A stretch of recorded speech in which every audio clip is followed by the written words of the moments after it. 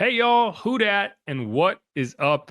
I am Jeff Nowak, and this is a preview edition of Inside Black and Gold. Saints 0-3 going up to Orchard Park to face the Bills 3-0. Not many folks are giving the Saints much of a chance to win this game, and I don't blame them. The Bills are 16.5-point favorites, or at least they were the last time I checked, and there's a good reason for that. The Bills are really good, at least on offense. I have some questions about the defense, and can the Saints maybe take advantage of some of these defensive questions? We'll have to wait and see, but we're going to have a lot to break down in this episode. We're going to talk about the matchup. We're going to have Joe Buscaglia from The Athletic to break down what's going on in Buffalo land. It's not all about wings, although I do anticipate that I'll be having a wing or two up on the trip. We're going to be up in the Niagara area, so hey, maybe I'll even see a waterfall. I hear they got one of those up there, so that's going to be a lot of fun. But in this first segment, we're going to break down the injury report, what looks good, what doesn't look good. Saints offensive line, will it be healthy? That's a good thing. That hopefully will help the Saints take advantage of what I think is probably the biggest weakness of this Bills team, and that's the run defense, and that's something you're going to want to lean on. We're going to go through that. We're also going to hear from Drew Brees, who, I don't know if you know this, Drew Brees has been on WWL every Wednesday. We have a regular segment with Drew Brees at 4:30 p.m. on Wednesdays where he and Bobby Aber kind of break down the past week's matchup, the upcoming matchup. He had a few interesting takes on the Saints offense, so I'm going to play those, break it down. Also have a few clips from Brandon Staley that I want to hit, talk about the defense. Is the defense as bad as it seems? We're going to talk about it, all that good stuff on this here episode. Again, if you haven't subscribed yet, please do that. You can follow me on Twitter at Jeff_Nowak. You can follow Steve Geller, who will be on here later on in the show, at Steve Geller WWL. You can follow the show at Saints_pod. And as always, go check out WWL.com for the latest news, notes, and analysis. Until then, let's take a quick break. We'll be right back. Yep.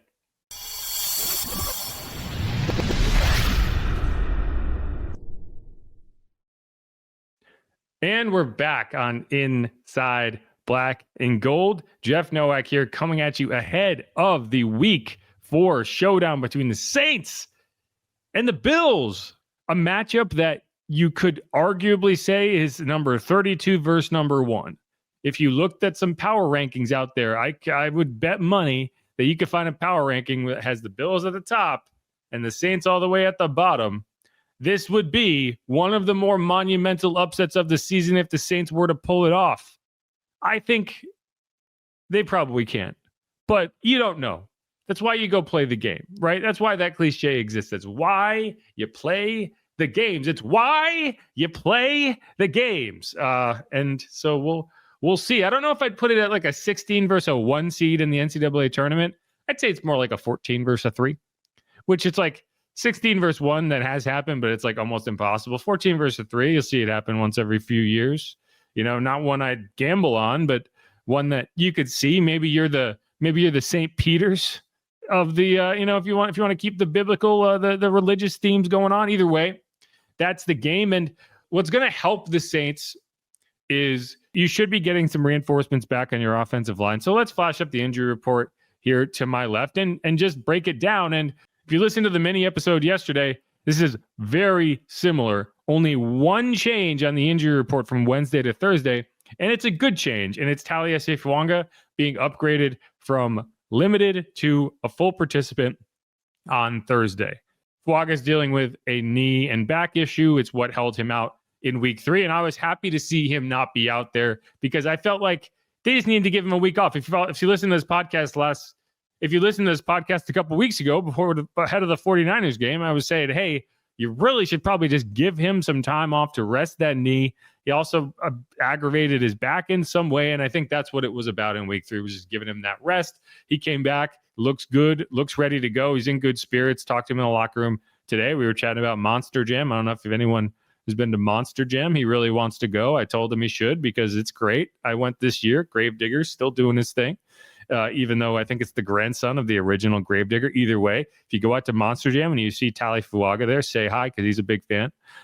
Either way, I think he's gonna play, and that's a good thing because Austin Richards, as much as I appreciate him being a gamer and going out there and doing what he can, that is a massive downgrade from your first round pick, from a guy who you feel like is the right tackle cornerstone of your franchise, showed up 3 weeks ago and is just figuring it out, like putting Fuaga back in there, and ideally a non-wounded Fuaga, which I hope is the case because he's had some time to rest that knee and that back.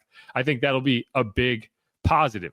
Also, Trevor Penning, he is listed on the injury report with that toe issue, but he's been a full participant each of the last 2 days. When I talked to him after week 3 game, he was like, he was confident that this would be the week he gets the all clear, and it sure looks like that's going to be the case. And if so, that would mean that for the first time this season, in week 4, you get your starting offensive line on the field. You get 4 first-round picks and your high second-round pick, right? This is the offensive line where you're like, we invested in this. Hopefully it's good. Well, this will be the first time that you really get to see that. And I think from a run game perspective, that should help you, because I have questions about Trevor Penning in pass pro. I do not have questions about Trevor Penning in the run game. And we're going to talk more about the stats in the run game for the Bills. They're not good. Like, as good as this Bills team has been, they are one of the worst run defenses in the NFL. And for the Saints to win this game, they're going to have to take advantage of that. And I'm not making that up. I'm not grasping at straws here. We're talking about 32 of 32 in yards allowed per game, 31 of 32 in yards before contact in the run game for this Bills defense. So having that offensive line ready to go out there and just lean on some people, that could mean good things. And realistically for the Saints this week, you don't need to go out there and win. You'd love to go out there and win, but you don't need to go out there and win to get the vibes headed back in the right direction. You just need to go out there and be competitive. You can't go out there and look like you did in week 3. And, Phil Galliano talked today and he was a little pissed. You could tell he was ticked off. It hasn't been a fun week for him with all the special teams issues. He described it as embarrassing, which it was. He said a lot of it was communication, which I believe. They've worked on communication and leverage in practice this week, and that's really all that was. Like, you look at that Torrey Horton punt return, and Kai Kroger probably didn't do what he needed to do. He didn't get the hang time that you would have wanted on that 61-yard kick. But all you need to do there is have Ike Yadam maintain his leverage on the outside and funnel Torrey Horton back to the coverage. And maybe you're talking about a 10, 15-yard return, but you're not talking about a 95-yard touchdown return. The punt block, just a missed block, just a missed assignment, just bad communication. So I think Phil understands that, like, this has got to get cleaned up or it's going to cost me my job. So that is what it is. But either way, I think you're going to have a healthier group out there this week, and that should help you. The guy who I fully expect to not be out there for the 4th consecutive week is Chase Young. And, we talked to Kellen Moore about it on Wednesday. He kind of said, hey, Chase is close. He's working. He's doing everything he can to get back. He's got the typical coach speak thing. This is what defensive coordinator Brandon Staley had to say today when he was asked about it. I'm just disappointed for him, number one, because he had such an outstanding training camp. He was one of our best players, throughout the whole camp. He was dynamic, in all of the scrimmages and all the, the practice against the Rams. I thought when he played in the preseason against Denver, he showed his quality. So, we just got to be patient right now, but certainly he's going to add a dimension to our defense, and we're going to be excited for it. He's working hard to get back, and we'll all be excited when he's suiting up for us again. He's dealt with injuries in the past, but was very healthy here last season, and now is kind of dealing with this. Do you have to do anything with him just to kind of keep the confidence and up and the frustration away, or how does he handle it? How does he handle that? I think as he's gotten older, he's become wiser and more patient. But he also knows the quality that he put on tape during training camp. And I think that is his confidence, is the silent tape. And he's been out there, and he got to play against the Rams, who's a quality team. And he went out there against Denver, which is a quality team. And then he knows what he did in practice for us. So I think he has really, really high confidence. His patience is being tested. And hopefully we get him back soon. Yeah, and I think that it is one of my pet peeves is like looking at players who are hurt and assuming that they're just loafing or being lazy. I don't think that's what the case is with Chase Young. I think this ended up being a more significant injury than anyone realized in that moment. And it's why if I'm Kellen Moore, I'm going to stop giving out injury information way too early in the process. It's been one of my criticisms of him. It's like, if you don't have the information, don't just go into it, because that's what's going to get weaponized down the road when you make it sound like it's not a significant injury and then he misses a month. Then it's going to be turned on the player and the coach. It's like, just keep that to yourself. It's why, like, Sean Payton would never give out injury information. And I was like, man, it's kind of a hard line take to just not give anything. But that's why, because when you go out there and 2 hours after an injury occurs and you have no information, but you assume it's minor, and then all of a sudden, well, this clearly wasn't minor because he's going to miss a month. But either way, the Saints have been able to pressure the quarterback, and not having Chase Young is a big reason why, right?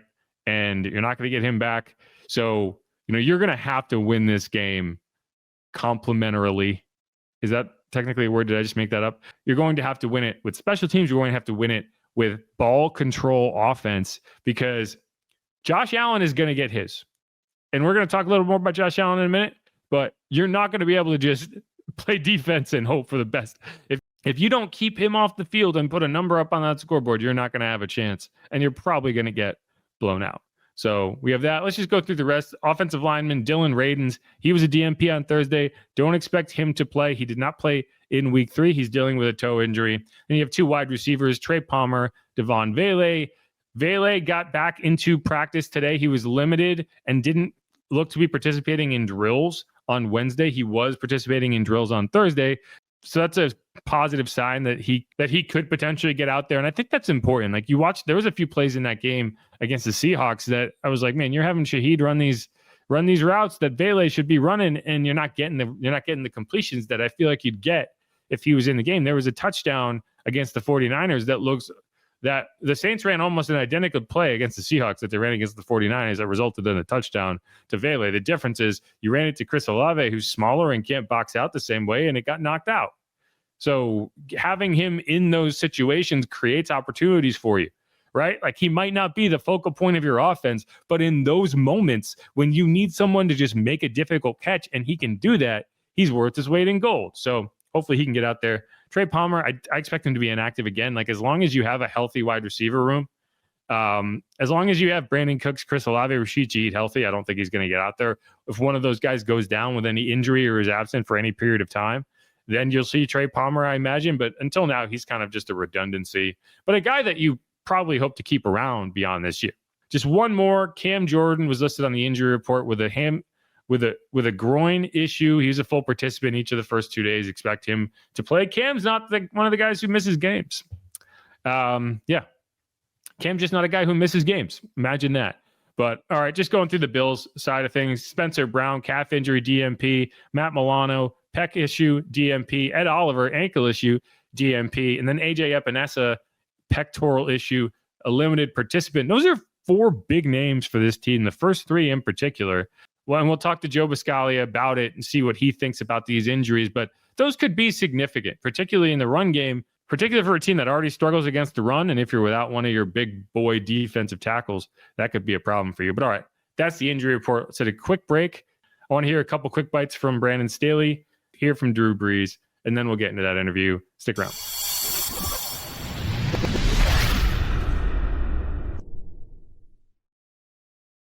And we're back on Inside Black and Gold. I'm Jeff Nowak, getting you ready for week 3 against the Bills. Already went through the injury report. Now let's get into the comments, the coaches, and the Drew Breeses of it all. Let's first start. Okay, Josh Allen. What do you do against Josh Allen? This is Brandon Staley kind of breaking down. How do you handle this man that is Josh Allen? There are a lot of them. He's one of the complete players in the league. I think every year he's been in it, he's just gotten better and better. And I think just operating the offense at such a high level, I think pre-snap, he's so experienced now. So he's seen so much, and I think you can see it by how he's playing. His early down efficiency is as good as anybody. I think last year, one of the things that really elevated his game was just how fast he played on the early downs. And then he put so much pressure on you on third down and in the red zone and stuff like that. But I felt like the early downs, the decision making, just playing really, really fast. And as a result, the offense plays really fast, extremely explosive. He's distributing the ball to everybody. Everybody is a threat to touch the ball. And I think that's a sign of a good offense and a good quarterback. And I think people think of him for the spectacular, and there's plenty of that, but I think he's just playing the position at a high level. And he brings a lot of intangibles to the position, too, the energy that he plays with, physicality and toughness. So he's a great player. Joe Brady and that group, Aaron Cromer, they do a great job putting it together, and they play the right way. Yeah, and I agree with a lot of that. Like, one of the reasons this game feels impossible to win is because Josh Allen is there and he's playing at such a high level that I just don't know if you have the horses to compete with him, right? Like, I don't think you're going to be able to confuse him. Like, one thing this defense relies on is being able to keep a quarterback kind of off balance, changing looks on them, pre-snap, post-snap. I just don't know how much of that you're going to be able to do against a guy who's playing the quarterback position at this high of a level. Because, like, you look around and you say, like, okay, the old guard is out, right? Like, the old dudes are gone. So the new guard are the veterans, and the new guard are the Josh Allens, the Joe Burrows, the Pat Mahomes. Like, these are the guys. And right now I put Josh Allen at the top of that heap, and Lamar Jackson is somewhere up there. Lamar Jackson is the multiple time MVP, like a great quarterback. Oh, both of these guys, it's like one of them is going to break through eventually. And it's just a question of who. But my money's on Josh, because other than the Chiefs, he seems to show up in those big moments. I don't know what it is about facing Pat Mahomes and the Chiefs. I just can't get over the hump. But I think this is the Bills' year. I think this is Josh Allen's year. But yeah, I mean, they have weapons. Like, he's going to get everyone involved. That's what Brandon said, and I agree with him. Like, you're going to get Khalil Shakir involved. You're going to get Keon Coleman involved. You're going to get James Cook involved, and it's going to be on the Saints to cover them. One guy that I was interested in hearing the assessment of from Brandon Staley was Kool-Aid McKinstry, and I thought his answer was really interesting. Yeah, I think Kool-Aid's playing well, playing solid. We're really pleased with how he's playing. I think his coverage in all three games has been close. He's been connected. There's been a couple in the deep part of the field that people are going to focus on. That's living life in the NFL. But as a defense, we've been outstanding in the passing game in terms of explosive plays.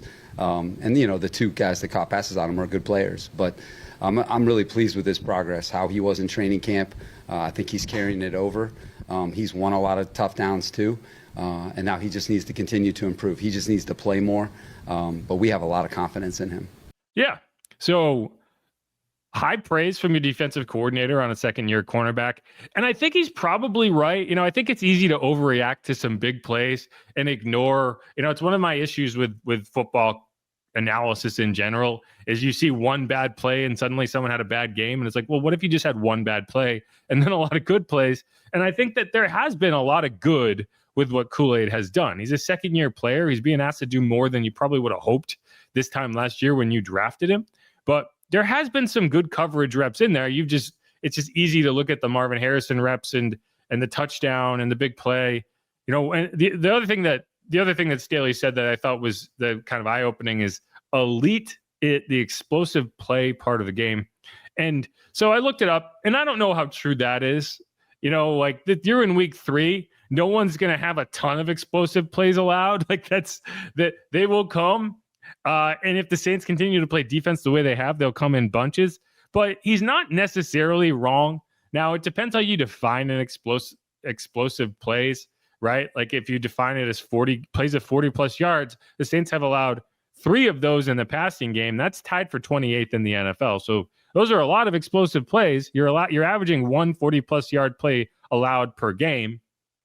But if you drop that down and you say an explosive play is 20 yards or more, then the picture changes. The Saints have allowed 8 receptions of 20 plus yards. That's tied for 13th in the NFL. So that's a pretty good, I wouldn't say elite, but that's a pretty good number. You can look on the other side. The Saints have only allowed 1 run of 20 plus yards, but it was that 52-yard run by Trey Benson. And I think if you're looking at why Brandon thinks this team is elite in the explosive play category, it's because you're stuffing the run and you're not allowing big plays, but you're also not getting off the field on third down. So I don't know. I think he's overselling that part of the game a bit. Either way, he's on record. He likes Kool-Aid. He thinks Kool-Aid is playing great. So we'll see how that develops over the course of the season. let's move into the Drew Brees conversation, and we're going to shift over to the offense because that's just where Drew's bread is buttered, right? And so one of the things I was interested in hearing from Drew about was the aggressive or non-aggressive nature of this defense, because I just don't know whether what you're seeing is an offense that's trying to protect the quarterback, right, in Spencer Rattler, or if you're seeing an offense that just that's what it is. That's Kellen Moore. It's pace and space. It's the NBA fast break type game, like 3-pointers and layups. And this is what Drew had to say when he was asked about it. Now, Drew, looking at, trying to control the tempo and the ebb and flow of the game, and you talk about limited possessions. And, some Saints fans that tell me, well, Bobby, I don't think the offense is aggressive enough in, the first three weeks. I said, that's kind of a good question because this does happen. How much do you think maybe is that Kellen Moore almost built right now to protect a young quarterback, or is it just maybe how much is this Kellen Moore's offense? I wouldn't. I think the offense has the ability to be as aggressive as it wants to be, and a lot of that has to do with, how the quarterback continues to progress and mature and the pieces around him, and feeling good about, how aggressive you want to be and then when you need to be aggressive. I think there's a lot of variables in that. It's not just the system. It's not just the quarterback. But look, I think Rattler has shown that he can do a lot of things. He's a really dynamic player. I'm still impressed with what he does outside the pocket. And I think he's a very natural thrower of the ball. I really like our scheme. And I know it hasn't resulted in a win yet, but I feel like it's the momentum is it's coming. It's coming. I think we all have to trust that. It's frustrating as you sit here in 0-3, right, especially coming off the performance in Seattle.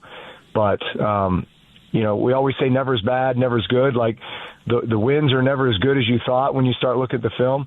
The losses are never as bad. You start to say, "Oh man, we did this well. We did that." There's a lot of things to build on. I think that's how you're looking at this game. I tend to agree in that I think there are aggressive plays, aggressive reads to be made in this offense. It's just a matter of making them. And I think in that Seattle game, one of the reasons you weren't able to attack downfield is just you weren't able to pass protect. There were moments where it was like, man, there's a big play to be had here. And then you look at where's the quarterback and he's scrambling. He's running for his life. If you gave him an extra second, there's someone coming open on a corner route, a post route. He just wasn't able to hit it. And I think that's where the corner routes are where I want to see Spencer get more aggressive. You saw him hit one to Juwan Johnson. I think there were 2 or 3 more opportunities for big plays in that game if the offensive line held up for another half second, or if Spencer trusted it a little bit more. There was a couple plays that I felt like Spencer was feeling pressure and stepped up into a sack. But otherwise, I tend to agree with Drew. Like, this offense can be aggressive, and it's not necessarily about how it's being called, it's how it's being executed. I start to wonder if this fits what you need it to fit. Like, if Rashid Shaheed and Chris Olave, is this how you're going to ask them to operate all day? And if so, I need Spencer to be better at throwing receivers into space, at creating yak opportunities, because you're not getting over the top, and you're also not getting any catch and run situations. I need more crossers. I need more inside action, right? I need guys running down the field. And however you do that is fine, but it's got to happen. I also what Drew said there, we talked about this a good bit in the mini episode on Wednesday. Kellen Moore is very much behind this quarterback. You could look over at the Giants and say, hey, they're changing quarterbacks. Why don't we change quarterbacks? The Saints really aren't entertaining that right now. And, I don't know if that's going to change in week 5 and beyond, but they are very much 10 toes down behind Spencer Rattler. Spencer Rattler appreciates that. The coaching staff appreciates what he's done, and you're just going to go from there. But the other question that I was interested in hearing Drew's answer to was this one, which is, if you're down 30 points and your coach sends on the field goal unit, what is your reaction? He didn't really answer it, but I think not answering it isn't it. But I think in the course of not answering it, and he answered it, this is what he had to say. I mean, you didn't face a lot of 30-point deficits in your career, but if you're a quarterback in that situation and you're trying to go into halftime on a good note, and then Kellen Moore decides to go for the field goal instead of 4th and goal. And then people say, why didn't you just go for the touchdown to be more aggressive? Is it all about just trying to get a little confidence and score points before you go to the locker room? Or because realistically, it's like, if we're ever going to play catch up and have a great comeback, you almost needed a touchdown then because the amount of possessions you're going to have potentially in that second half. Look, I think a lot of that's just the mentality that you choose to take. Obviously Dan Campbell has kind of established himself as a bit of a risk taker, and also maybe just in a lot of cases, I always looked at those 4th down situations, especially with a guy like Sean Payton, which was, hey, do you have a play you like? Do you have a matchup you like? And if you do in that moment, then you go for it and you call it. And if you don't, then you take the points, right? Just like I'm sure at the end of that Detroit-Baltimore game, look, on paper, the way the defense was playing, you probably just punt Baltimore down inside their 10-yard line and then just let your defense go and continue to wreak havoc. But they chose to go for it, right? The consequences if they don't get it, could have been really bad, right? All of a sudden you give them a short field on a team that just needed some momentum, but hey, you had a play you like, you would kind of run that duo run play, and all of a sudden you run the pop play, throw it to Amon Ra, they execute it to perfection, and, now you're sitting there saying, man, I love the call. So I think it's all the mentality that you choose to have. There's nothing wrong with taking points. But obviously when you have that kind of a deficit, you're also thinking how much catch-up you have to go. Yeah, so with Drew, you kind of got to read between the lines. But, when he's talking about, hey, Sean Payton, when we would be in those situations, like, do you have a call you really like? And are we going to do it? And here's the thing. You better have a call you like on 4th and 5 down 30. There's got to be a call you like, right? And Drew won't say it, but that's what it was. It was a coach who was not confident in his own offense's ability to execute a play in that situation. That's what it was. That's what it was in week 1 when you're not calling timeouts at the end of the first half because you're not confident in your offense's ability to execute in that situation. It's why you're not going on 4th and 5. It's why you're not going on 4th and 2 because you don't have a play you like. If you don't have a play you like in those situations, it's not because you used them. It's because you don't have one. And whether Drew will say it or not, like that's what that means, right? Like you don't have to be aggressive, but why aren't you being aggressive? Because you don't have confidence in being aggressive. And that's where we are as a team. All that said, like, I don't know. I'm okay with the offense as it is because of the pieces you have, because of the situation you're in. If all you had from that game was the offense, if you took the special teams out of it, the defense out of it, we'd be like, okay, fine. Right? Yeah, the offense, probably could have put up more points, but it was kept you in the game and everything else kind of took you out of it. But that's where you are. But we're going to head into this matchup. Again, I'm Jeff Nowak.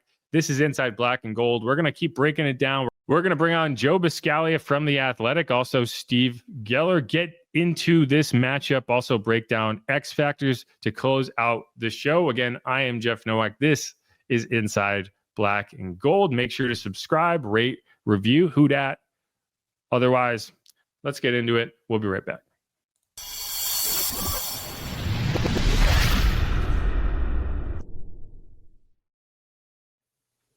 And we are back on Inside Black and Gold, getting you ready for week 4. Saints 0-3 at Bills 3-0.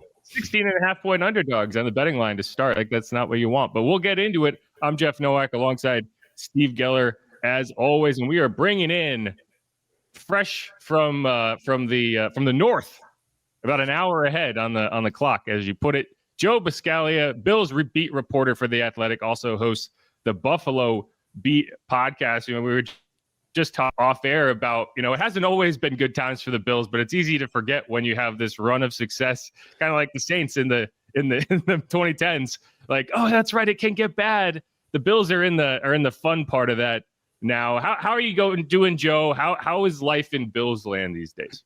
I'm doing great. Thanks for having me. And Bills fans are very spoiled this time around. I mean, I started covering the team in 2010, and it was bad for a long time. I got my first 7 years on the beat was part of their 17-year drought. And then once Sean McDermott came to town, he ended that 17-year drought. And now they've been to the playoffs all but one of the years that McDermott has been the head coach. They've wind up getting their quarterback in 2018. He's now one of the best, if not the best quarterback in the league. And they're just perennial contenders, even though they haven't pushed all the way forward. So, yes, people are, the anxiety is building a little bit here for them to actually do the thing and get to the Super Bowl at the very least. But I think fans also know they've got a really, really good team on their hands and an offense that is an absolute howitzer against any team they go up against. Is there kind of that excitement building too because of the fact that this is the last year for the old stadium? You're getting a brand new one next year.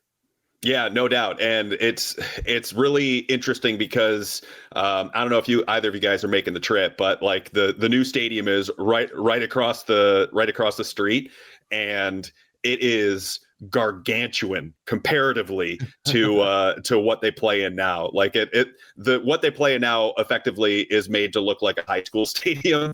And it's a very interesting, it's almost like, hey, this kind of doesn't look like it belongs in Buffalo because of how like expansive and how grand it is. But yeah, I think Bills fans are really taking it all in. They haven't lost at home in a long time. They haven't lost at home since 2023, which was the game that led to Ken Dorsey getting fired as their offensive coordinator.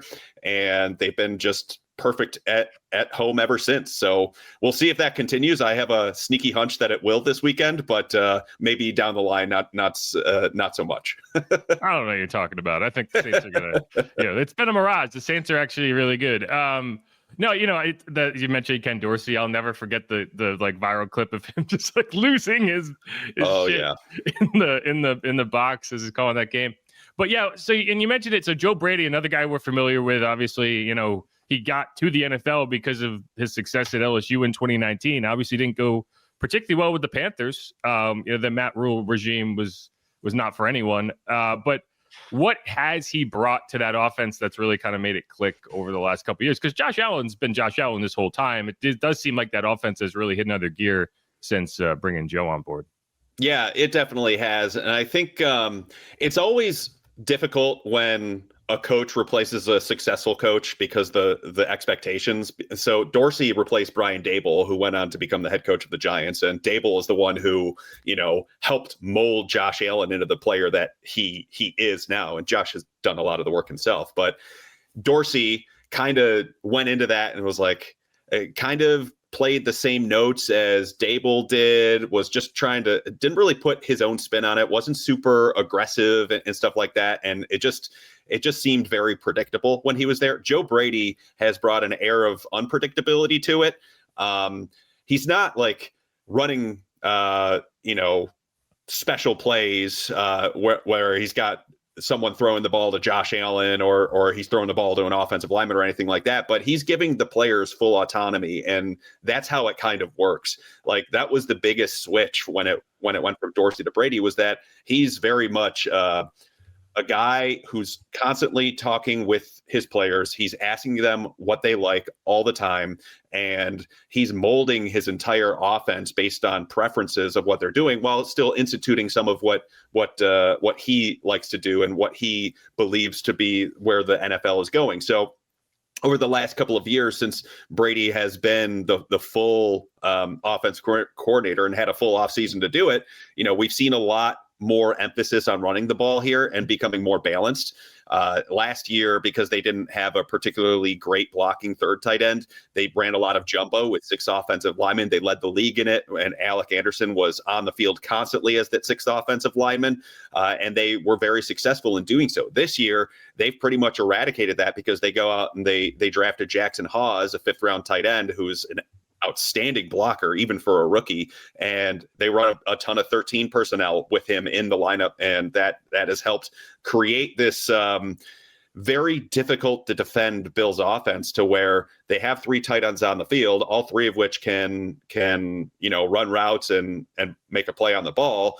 And, they can also block pretty well, except for Kincaid. He's still kind of a work in progress there. But James Cook is having the best year of his career. And then when you wind all that to, oh, yeah, they still have Josh Allen, who can run the ball and he can throw the ball. And he's now mentally outworking defenses.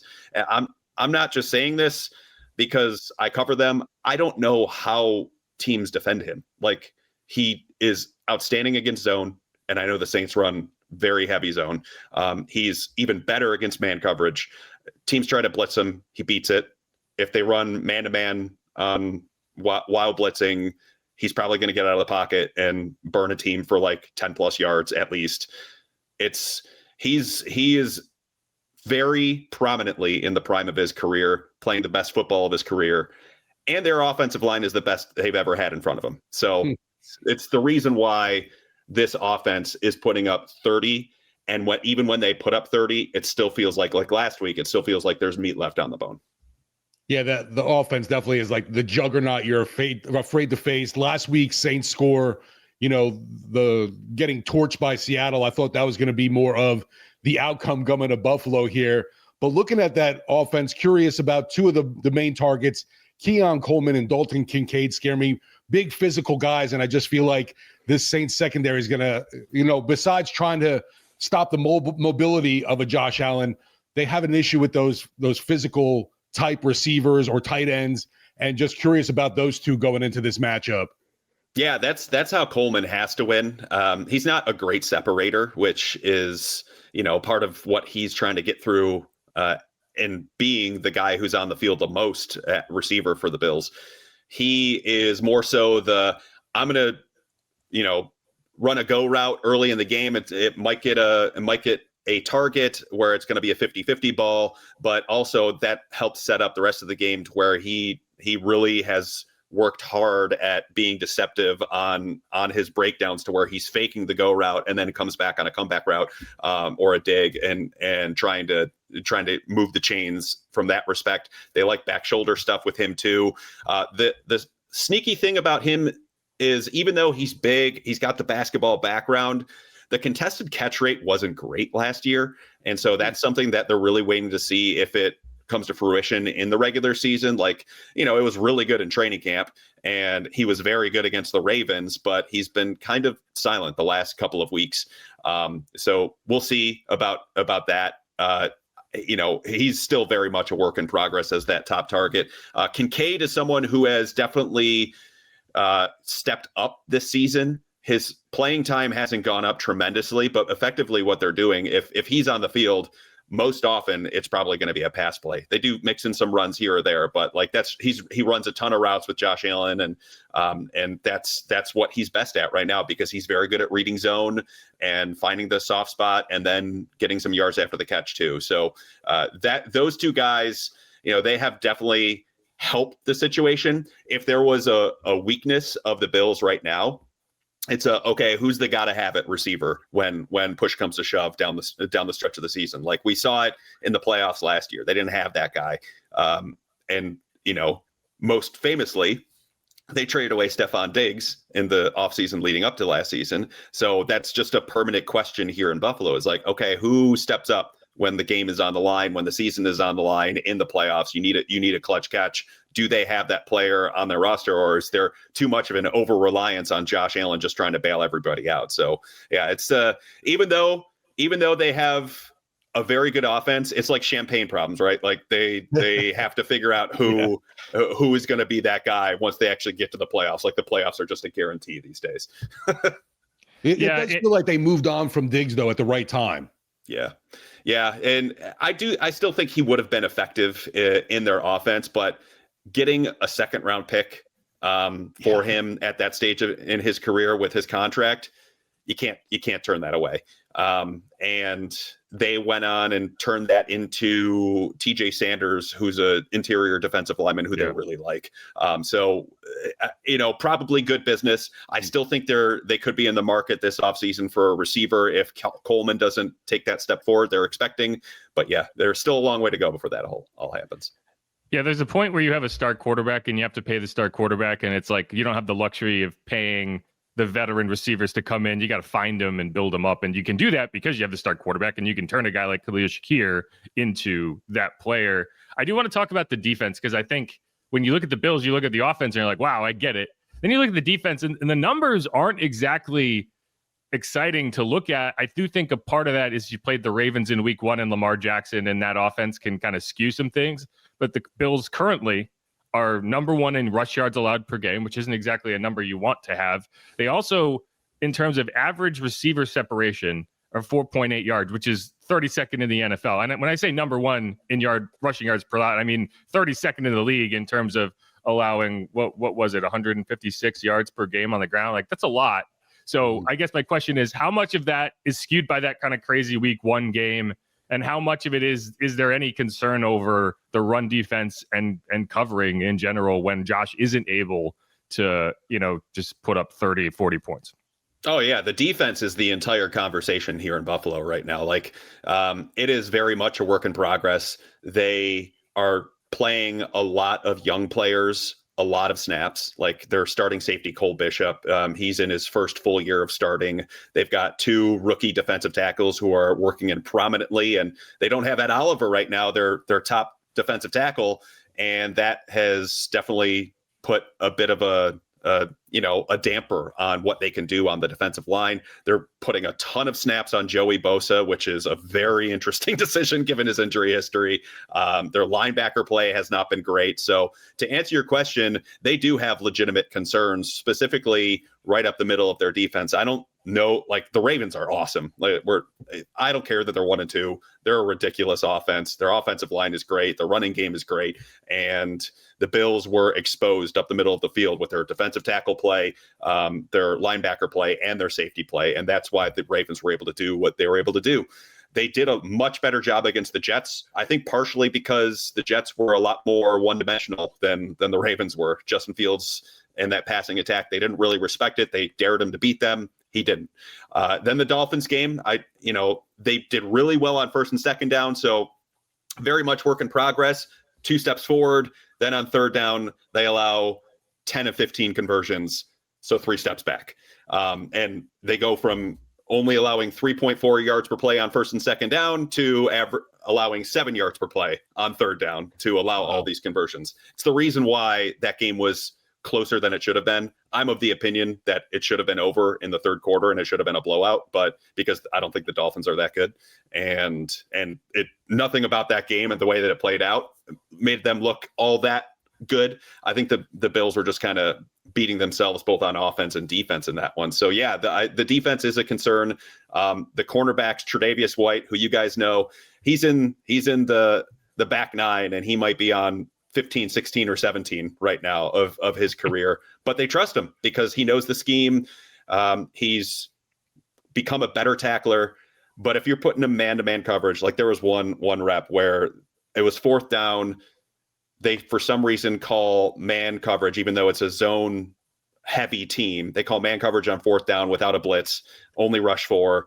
Tre'Davious White is 1-on-1 against Jalen Waddle. He runs a crosser with a pick coming over the other side, and it's easy. It's like 5 yards of separation right then and there, and it's an easy first down. So that is an area to potentially exploit. Like Olave's a separator and a half. I'm a big fan of his game, and so he's someone I've definitely got my eye on in this game. Same kind of thing with Juwan Johnson too. Like the Bills.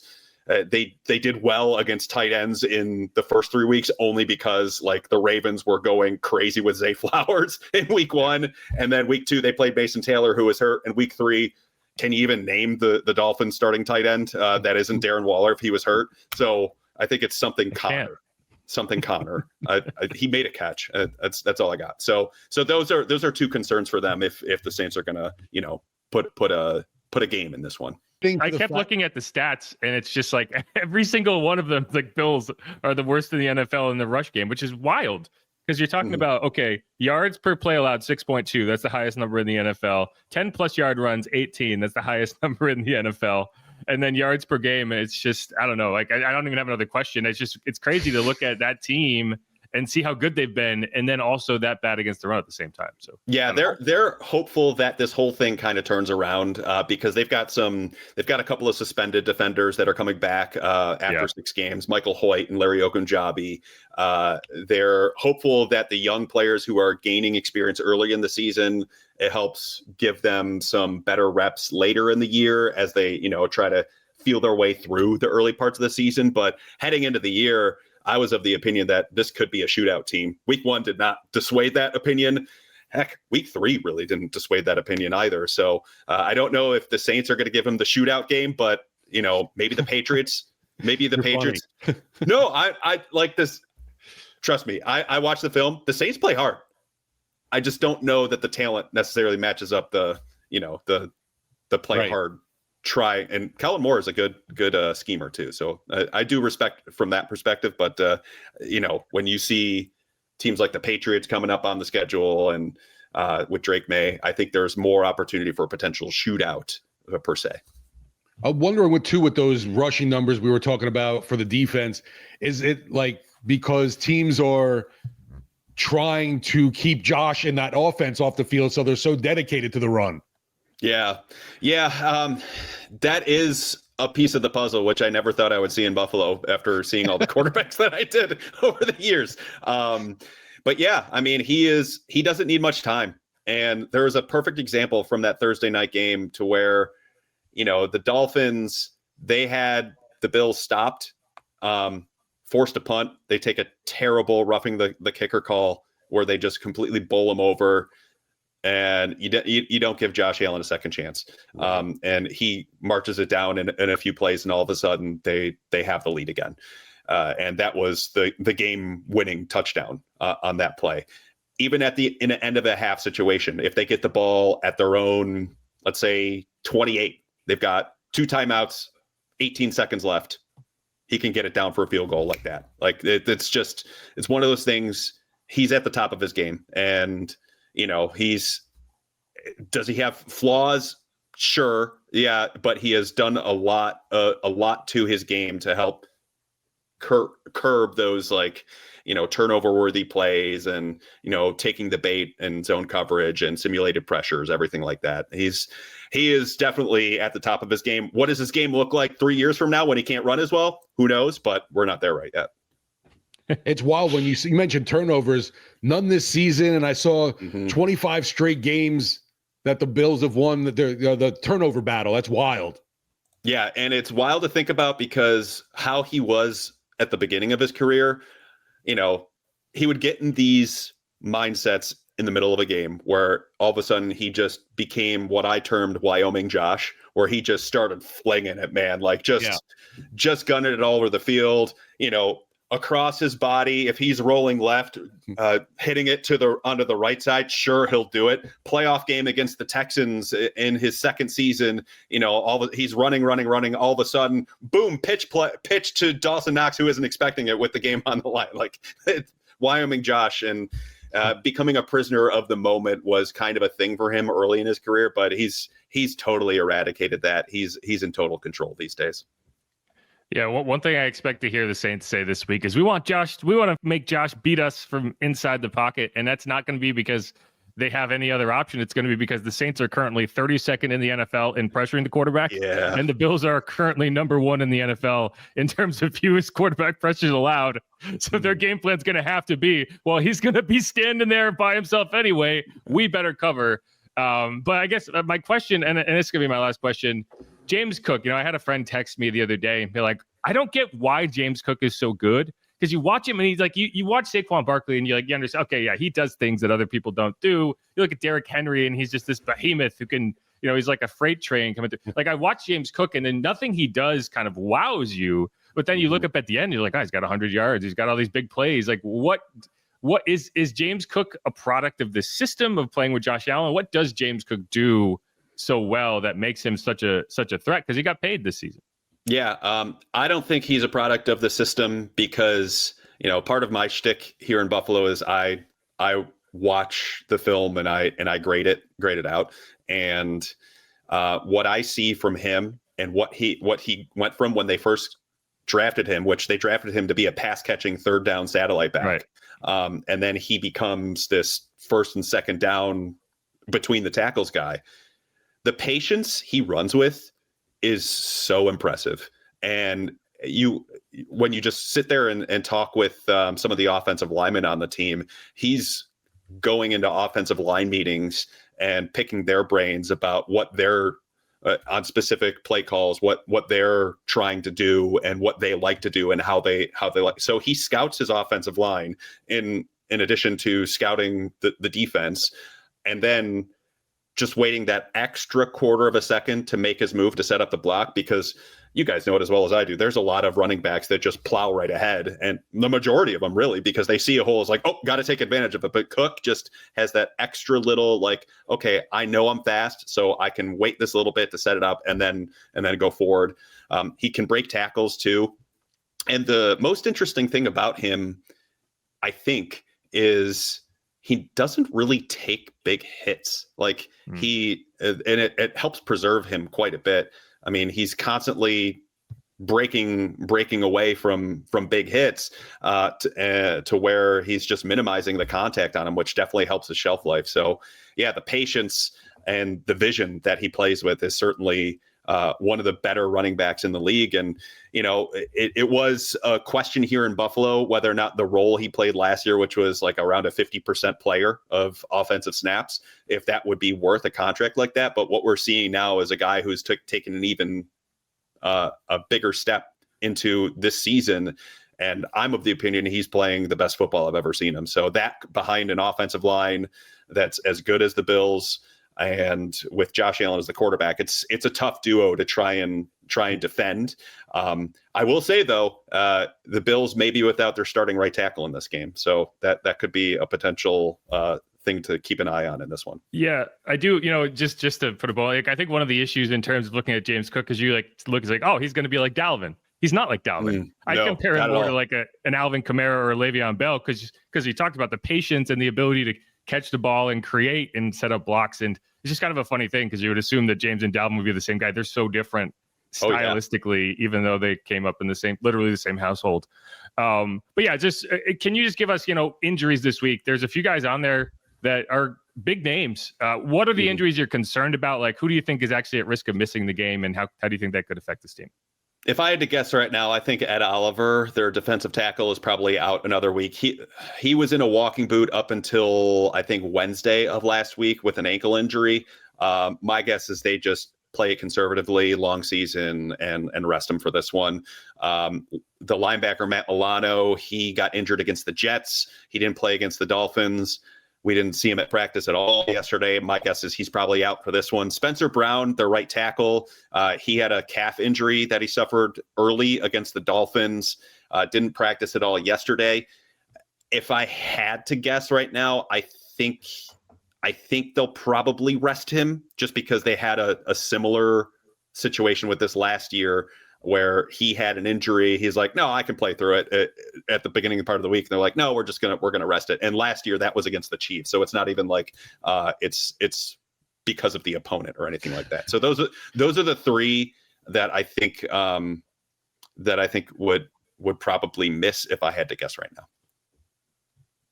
It's okay. You could say it's because it's the Saints and they don't feel no. Guys get the Saints. No, they do tend to lean conservative in return to play for their starting players. So even if they even have a shadow of a doubt, like, okay, should we or shouldn't we, they usually veer to say, just sit them and we'll figure it out, because they do have good depth. But the guy that would be replacing Spencer Brown, I think that is a potential concern for the Bills because he did not play well at right tackle last year. His name's Ryan Vandermark. And I would anticipate he gets a ton of help because I think Cam Jordan usually lines up on that side, right? I mean, they prefer to have Chase Young, but yeah, I think he's not it probably will be Cam Jordan again. Yeah, we'll see on whether or not Chase Young plays, right? Starting to wonder if Chase Young really exists. But anyway, Steve, you got anything else?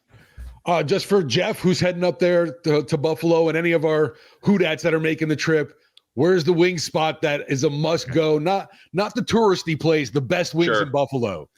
Yeah, I would say, if you want to go touristy, that would be Anchor Bar. But I would tend to send you to Barbill in East Aurora, which is about a 15-minute drive. It's starting to become trendier because the secret is kind of out on it. Other like kind of off the beaten path types, 911 Tavern is one that are people very highly thought of, and then Doc Sullivan's in South Buffalo. I think those are two that I think are a little bit under the radar that people don't often think of. There you go. Yeah, it definitely is touristy because that's the one Steve suggested I go to. So who, Barbill or Anchor Bar? I think it was Barbill. Is that what you said? Yeah, I forget somebody. Hold on, let me see. Barbill's all the rage now. I mean, they're really good. Like the honey butter barbecue wings are awesome. So I can't. Yeah, it sold me on the name alone. Yeah, Bar Mill. Yeah, that's the one that someone told me about. Right. Yeah, Barbill in East Aurora. There's a couple of locations, but East Aurora is the OG. It's very small in there. It used to be cash only. I don't know if it is anymore. I haven't been in there in a while, but yeah, it's pretty good. Well, great stuff. Joe Buscaglia, Bills beat reporter for The Athletic, also hosts the Buffalo Beat podcast. Check it out. Excited to get up there for this weekend. It's going to be unseasonably warm, which will still be cold for us, but I very much appreciate the time, Bill. I keep calling you Bill. Joe. Very much appreciate the time, Joe. All good. Thanks for having me, guys. Thank you. All right. Thanks again to Joe Buscaglia for coming on the pod and breaking down the Bills. And yeah, I feel like the Bills are currently in the 2017, 2018 Saints era of, we know the offense is good. We know the quarterback's good enough. Are we going to get him to a Super Bowl or not? The difference is the Saints already had their Super Bowl, so they don't have to be like, oh, what if he just never wins one? What if he's the guy that's like everyone knows is good enough and just never gets there? And the Saints never had to worry about that. But that's what the Bills are. It's like they keep getting close. And there's got to be some level of, in the Bills fan base, like we've seen this movie before. Like we've lived it before. We went to 4 straight Super Bowls and didn't win one. So, yeah. No, like you said, as much joy they're getting right now from what's going on, they know all too well. It's like, well, what's going to happen in the postseason, though? What are they going to do? Can they get over the hump there to finally make it to the big game? All I hope is that the Saints aren't currently in the type of, like we talk about, okay, the Saints have missed the playoffs 4 years in a row, blah, blah, blah, blah, blah, blah. Well, the Bills missed the playoffs 17 years in a row. Like, we talk about, like, it's bad now. Well, you're at least trying to build something back. Like, the Bills, like, you over 17 years, you go through, like, 4 different rebuilds. Right? You have an entirely turned over roster, coaching staff. How many times during that span? Like, all this, try something that didn't work, tear it down. That didn't work, tear it down. Right? You miss on quarterback. Like, they took J.P. Lossman in the first round. J.P. Lossman. Like, those are the types of draft picks that's how you end up missing the playoffs for 17 years. And so that's like when you're the Saints, you're like, yeah, this year is bad. Hopefully, you're bad and you bounce off bad and you get back to being relevant again. Like, that's what your hope is. But then you look at like how it happened to the Bills. It's like that's the one thing you have to avoid is like, okay, yeah, 4 years, 5 years. Oh, okay. 10 years, 12 years, 15 years. You might lose the team. Seriously. Like even you're bad for that long, like there's like, how do you keep the fans coming back? So we see it now, sadly, with the home field. It's a cautionary tale, man. It's a cautionary tale. And, the other funny thing is you talk about the Saints and how they wanted to draft Pat Mahomes. And one thing Joe reminded us is like in 2017, the Bills were the team that traded the pick to the Chiefs that was used on Pat Mahomes. And in 2017, the Bills didn't have a quarterback. Like, at least the Saints can say we had Drew Brees at that point. We didn't need a quarterback. Right. The Bills didn't have a quarterback. You're talking about Tyrod Taylor. So, like, they should have drafted Pat Mahomes, and instead they traded that pick, And they lucked out in the sense that they were able to trade up the next year and go get Josh Allen. But it's just like, I guess their scouts weren't that enamored with Patty. Must not have been. Because it's not like they traded back that far. It's not like they got a king's ransom for that pick. They moved back 2 spots anyway. So it just kind of shows you, like, you know, you there's a lot of different ways you can get it right. Even if you get it wrong initially, you can still get it right. And we'll see. The Saints are still trying to figure out how to get it right. I do hate, Jeff, when a lot of Saints fans want to pile on. We could have had Lamar. We could have had that guy. But, man, a lot of folks had that opportunity as well. Yeah, this is hindsight analysis is hindsight analysis. And I don't mind it. I don't mind being like, man, we could have had him. But my issue is when people talk about, like, how did they not know at that point? Yeah, like a lot of teams didn't know. But no, so the Saints are going to go to Buffalo. It's a house money game, and it would be an ultimate house money game if the Saints didn't come off the game that they just had and have to look better or the sky is falling, right? Like this is a game go up and play competitively. We're going to come back and be like, well, good on them. They fought, you know? And one thing Joe said is, like, they play hard. It's like, yeah, they're a try-hard team. Do they have the horses? Probably not, but they're a try-hard team. And the problem I had with the Seahawks game is I didn't necessarily feel like they were the try-hard team in that game. They were the person tied to the train tracks in that game. They didn't get caffeinated enough. I can't believe it. Maybe that's it. Maybe someone switched out the coffee for decaf and no one picked up on it. It felt like decaf, that's for sure. Yeah, that was the NFL. That was a football games version of decaf coffee, if you will. But all right, let's hit a quick break. Come back. We're going to break down some X factors for the matchup. What do we need to see to get this thing right for the Saints, to get home with a win, or at least get home with different conversations than we've been having? Again, I'm Jeff Nowak. He is Steve Geller. This is Inside Black and Gold. Stick around.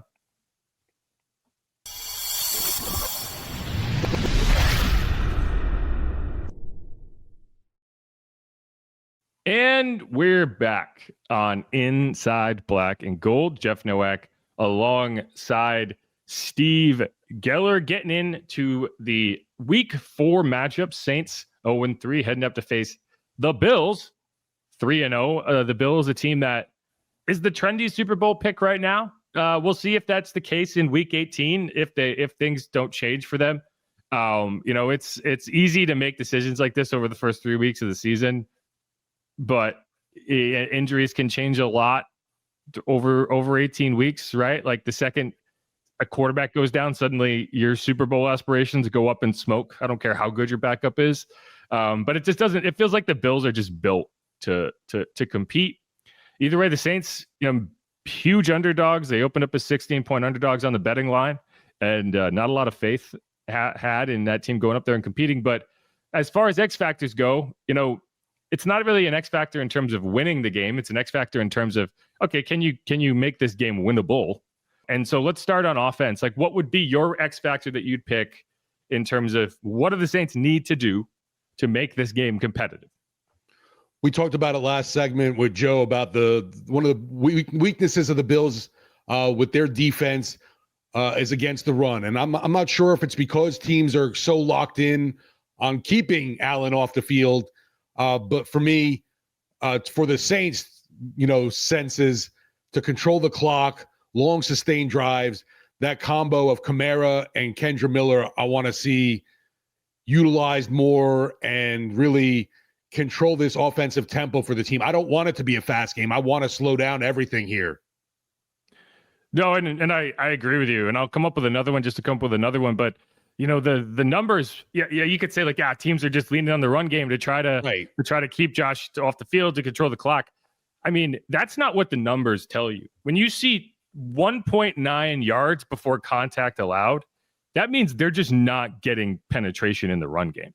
Yeah. Right. Like if it was just a volume thing and you're allowing 156 yards per game because teams are just leaning on their run, even though it's not working, which would be a viable thing, right? If you're averaging 3 yards a carry and if you're the Eagles, right, and you're getting 3 yards a carry and then a tush push on fourth down, the rushing yards are going to pile up, even if you're not being particularly efficient. That's not what's happening for the Bills. And a lot of it is probably based on week 1 and Lamar and how well the Ravens run the ball. But they're second in the NFL, 31st in the NFL, I should say, in yards allowed before contact. And you look at, okay, where are the Saints? A team that I wouldn't say has traditionally stopped the run particularly well. You're at 0.95 yards before contact. So that's a big difference, right? And so it's on the Saints. And what the X factor to me will be is not necessarily, okay, can you run the ball? It's can you run block? Can the offensive line, which seems like it's going to be healthy for the first time all year, can the starting offensive line for the Saints, getting on the field with Trevor Penning and Tali Fuaga, assuming Fuaga plays, can they get that push in the run game? Because to me, that's the only way. And we had Drew Brees on Sports Talk yesterday, and he was like, okay, when you're dealing with a star quarterback, you have to find ways to try to take 2 possessions away from him. If they average 10 possessions a game, let's try to give him 8. Because, if you're averaging 30 points, that's 3 points of possession. You take 2 possessions away from him, it's like you're stealing 6 points. Now, I don't know if that math particularly lines up when you're talking about a guy like Josh Allen, but the logic there is the same. And how do you take possessions away? You take possessions away by either forcing turnovers or shortening the game. And that's how you shorten the game. And we haven't been good at those turnovers. No, I haven't been good at turnovers, but it's also because, and we talked about this last night, like it's a lot easier to force turnovers when you put other teams in situations where they have to press the issue. They have to take risks. And the Saints have been trailing in every game.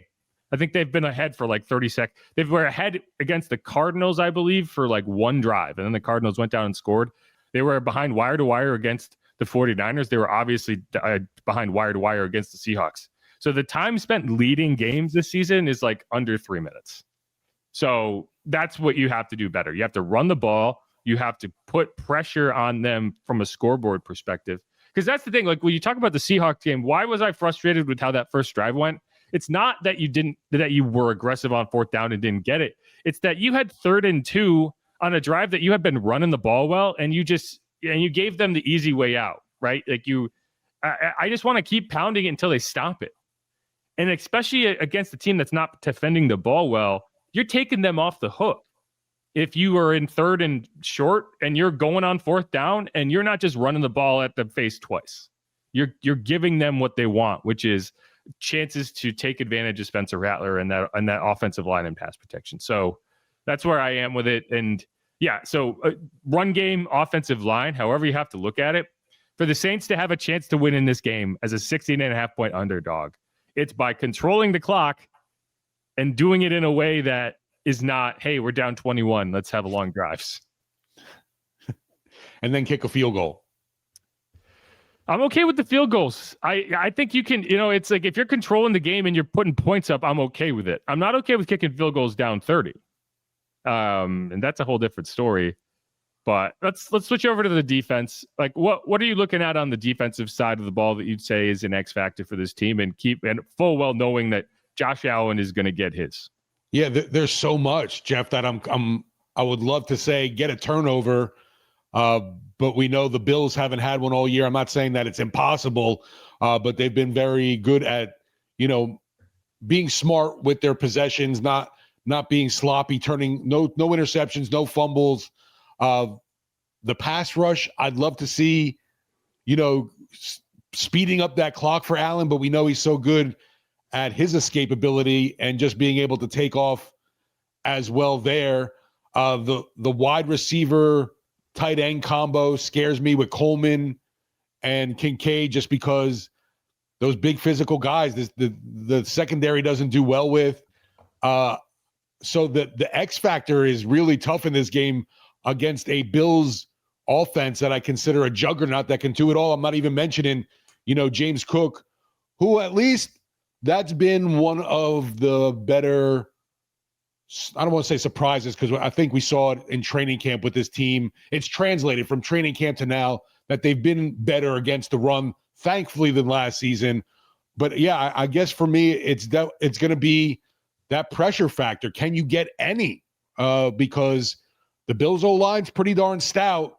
And, if you want to affect the game at all, the main guy to be in his head or speeding up that clock, I should say, is Josh Allen. And I just haven't seen it from really any of the quarterbacks this year. They did a good job against Kyler Murray, but shoot, Mac Jones and Sam Darnold they had all day. Yeah, and I don't expect that to change this week. I really don't. And like we talked about the numbers in the previous segment, like the Saints are last in the NFL at pressuring the quarterback, and the Not Bills awful. are first in the NFL of not allowing pressure on the quarterback. That's not a good combination of things. Now, they might have a backup offensive lineman, and they might have a backup. What do you say, left tackle, right tackle, whatever it is. And so maybe you can get some work done on a backup. But at the same time, like. I actually think keeping Josh pinned down in the pocket is your better chance anyway. I do think that one of the things the Saints are going to struggle with this year is not just big physical receivers, but big physical receivers who can get out and run. And the Bills don't really have that. Like, they don't have a Marvin Harrison Jr. or Cortland Sutton, a guy that's really going to threaten you over the top. Yeah. And especially without Julian Blackmon, I think, the physicality is how the Saints need to play. Like, I don't think that the Saints should shy away from big physical matchups, because with Senker and Reed and now that having that alignment, I actually think like you're going to have to lean into the physicality in the wide receiver in the pass game, because you just don't have the horses to run with people over the top. Like, I would be terrified if the Bills had a player like Shaheed, who is just going to run goes all day, and you're going to have to keep up with. Well, isn't that Shakir? He's not really a speed guy. He's more of a possession receiver. He's a good player. I'd liken him more to like a Wes Welker. Okay, now, a little bigger than Wes, but like that's how he plays. He's gonna create over the middle of the field, but he's not gonna be a guy who takes the top off. Like, anyone can go deep, and you're gonna have to stick with him. But like, they don't have a JSN type athlete on this offense, and so that's what I want to see. I want to see the Saints be physical in the secondary and move some guys off their spot. I think you're going to see Keon try to box guys out, and if you can't prevent that, and they're able to just get that done, and we'll see. I have a hard time finding an X factor on defense, just because it's been such a struggle, and the Bills' offense is so good, that I don't know what you can take away. Like, you got to keep defending the run well, but that's one thing the Saints have done. That's one of my takeaways from going through the film last week is. In real time, I was like, are the Saints actually stopping the run? And I talked about this in the mini episode yesterday. Like, are the Saints actually stopping the run, or is this just a product of having short fields and the Seahawks not having to run the ball? No, I mean, they actually did fill the run gaps really well. Like, that first drive where they should have got off on third down. Like, you were able to force a third and long because you stuffed the run. And throughout the course of the game, Kenneth Walker, the third, he had a couple touchdown runs, but and to start the second half, had a couple nice runs, but in general, like, you did a good job of bottling that up. And I genuinely think, like, and the reason I don't have X factors on offense is because the X factors are going to come on special teams, or X factors on defense is because, to me, the biggest X factor is on special teams, because I genuinely believe that if the Saints can cover a punt, that they're in that game. Do they win that game? I don't know. Probably not. But they're in it. And instead, it just was over so quickly, right? After that pump block for a touchdown, and they went in and went up 21-0, the game was over. Because you do not have a high yield offense that's going to be able to make up that gap. Like, if this was Breeze and like, I remember a game against the Lions in Detroit where you were down 14-0 in a blink, but you were like, all right, Drew's got this. Drew's going to figure it out. He has the juice to come back. The Saints don't have that. You have to play even or ahead on special teams. If you can't, this team's not going to win games. Because here's the thing, like, you had a situation where you could have pinned the Seahawks inside their own 10-yard line and created a game down 7-0 where your offense gets the ball back and has to execute, and maybe kicks a field goal or two to stay in touch. That punt return for a touchdown sapped all the energy out. And then the pump block after that destroyed any hope you had of coming back.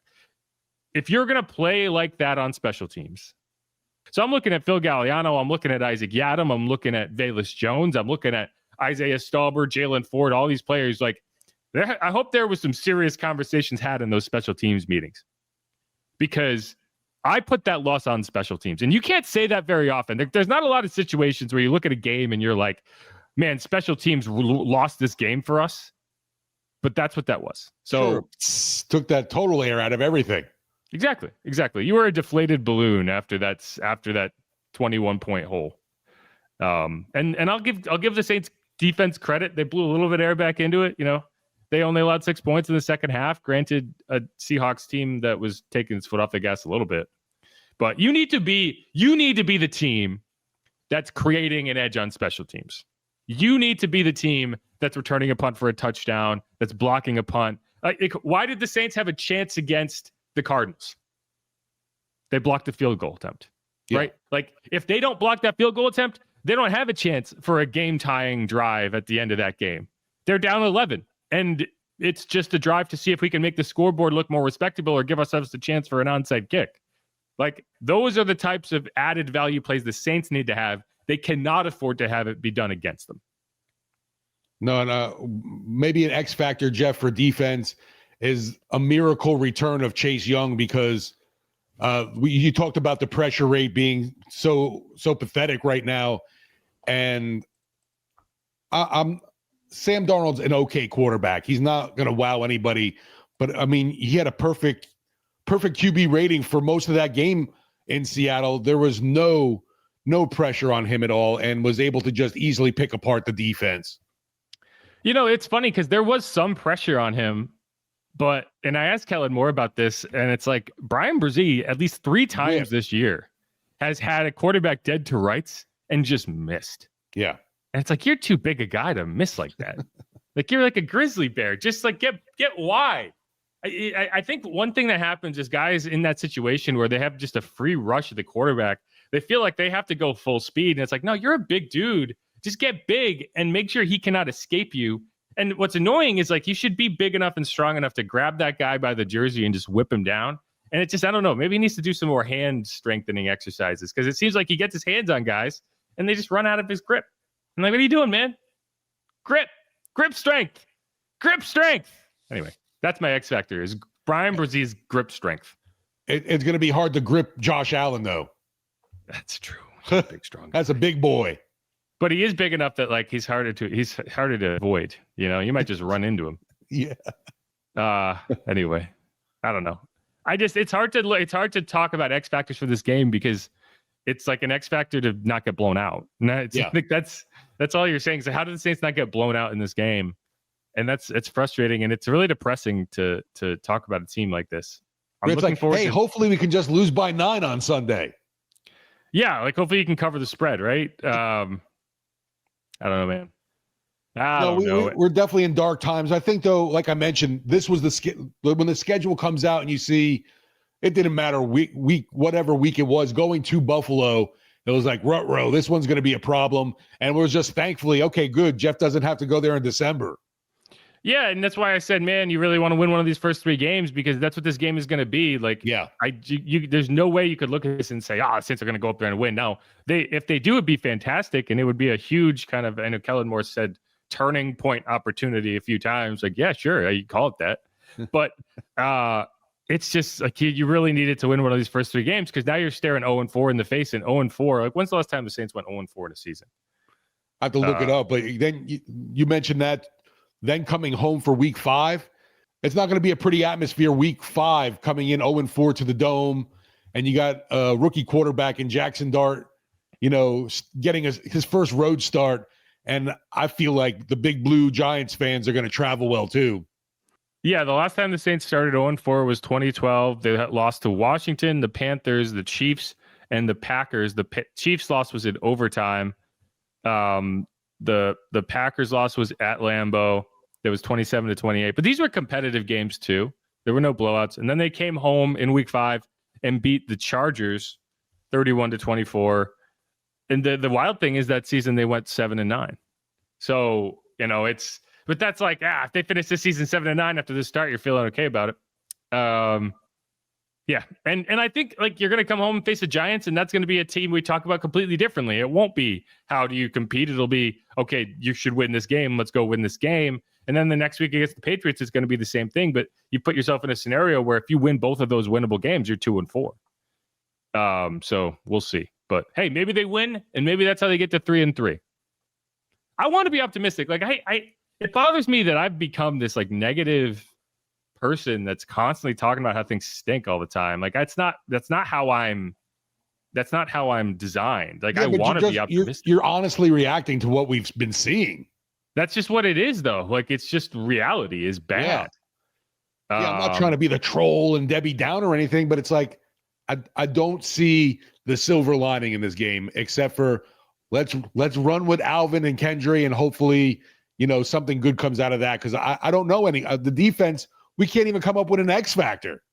I want to see Devin Neal active for this game.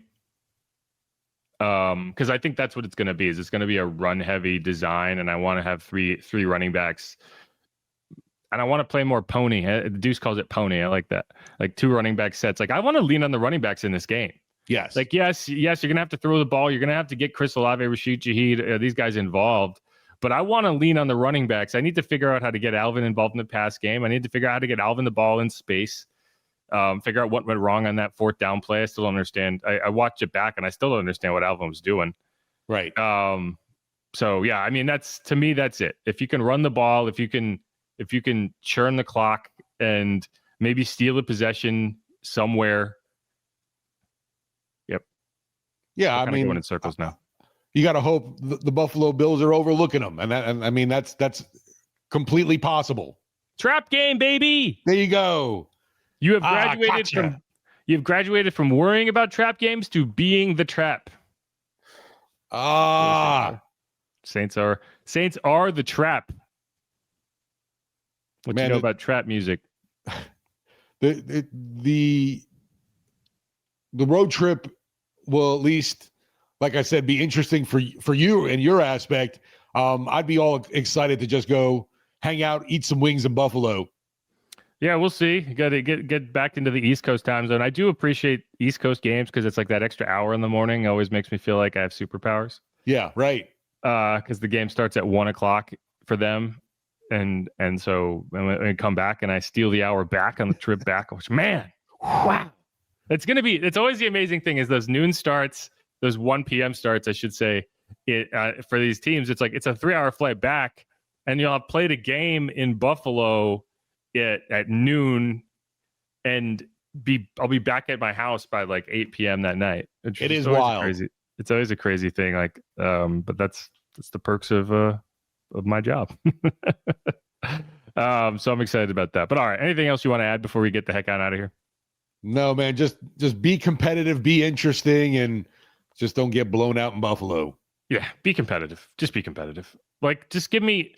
Don't force me to come on here for another podcast and talk about how just god awful this game was from the jump. Yeah. Give me something entertaining to watch, because that's the cardinal sin of a football team is like you can deal with the way things went weeks 1 and 2. It's like you lost, but you at least had something to watch. I look forward all week to having something to watch on Sundays. Yeah, right. Let's win the toss and then say we want to receive and go down and get. I'll take the field goal. Just get the lead, for crying out loud. Like you mentioned, it's got to be 4 minutes of time of possession that the Saints have led this season. It's been bad. Have they got the ball I think they've got the ball first in all 3 games. Oh, wait, no. They didn't against the Cardinals. Because that was Kellen Moore's reasoning for not calling timeouts at the end of the first half, because they got the ball back after halftime. So they did not against the Cardinals. They obviously, let's see, who got it first against They got it first against the Niners, and then they missed the field goal. You're right. Yeah. So they've got the ball first each of the last 2 games and move the ball. Whatever the first few plays of the script have been working. It's just the rest of the script after that has not worked. But the script has Spence going to 0-10 after this week. Oh, 0-10. Hey, maybe we can set another record and have him break Deshaun Kaiser's. No, I know. I saw that too, and I was like, "Oh, dear Lord!" I saw that name and was just like, "Dear." He never played again, right? He played 15 games, I believe. He lost all of them. Yeah, and that was it. Yeah, second round pick. Yeah, I think he's already passed Troy Aikman, because Troy Aikman I think was like 0-11 to start his. Or no, I think maybe Troy was 0-11, so he's still third. Now, Troy obviously had some positivity after that 0-11 start. Deshaun never did. So hopefully Spencer can get off the schneid here bet. I think 0-10 is probably where it ends. I think you lose to the Bills, you come back, you beat the Giants, and you start Jackson Dart's career off 0-2. And Jackson Dart ends up being the next person in this conversation because I don't think the Giants are going to win a lot of games with him. It like jumps to the next quarterback. Yeah, we can get that stigma off Spence's back. And then you're going to put Tyler in, and then Tyler's going to go. No, okay. I just ahead too. We shouldn't be looking this far ahead because we're going to talk plenty, obviously, about the Giants next week. But if Jackson Dart comes to the Dome and lights things up, the Who Dat Nation's going to lose their minds for not selecting him. They didn't really have a chance to select. I guess they could have taken him in 9 instead of Banks, right? That would have been a rough. Yeah, I guess they could have. Yeah, I don't think that was ever really on the cards. I know there were rumors out there when you hear, the draft visits and all that the Saints were enamored with Dart and were looking to take him. But yeah, 9th overall, I don't think that's 9. A spot, right? Yeah, I mean, they would have had to trade up for him, and I wouldn't have endorsed trading up in this draft either. So it is what it is. But hey, that's next week's problem. Right. All right. Who dat? Go Saints. Be easy, y'all. Talking to y'all on Monday after we get back from Bills land, Bills Mafia. I'll beat them up while I'm out there. See if I jump through a lifetime table or two. You think they'd let me? You think if I went over to the tailgate and just said, hey, can I jump through that table? I think they would love it. Be like, yeah, let's get the Saints sideline reporter. Yeah, and then I would not make it to the game because I would need to go to the hospital. Jeff had to go to the hospital, so we have no sideline guy today. Yeah, sorry. Jeff tried to jump through a lifetime table and forgot that he is made of glass. And he is no longer with us. He's dead. Anyway, okay. Who dat? Go Saints. Come on, Saints.